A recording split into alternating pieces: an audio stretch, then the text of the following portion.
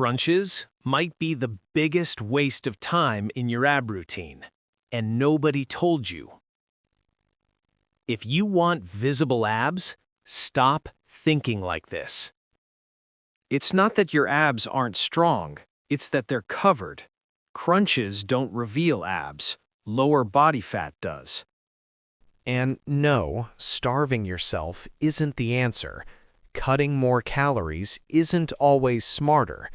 Sometimes you just need to move more. Here's the underrated secret: walking. Simple, boring, powerful. 8,000 to 10,000 steps a day. No smashed knees like running, no heavy recovery like intense lifting, just steady calorie burn, powered by your own legs.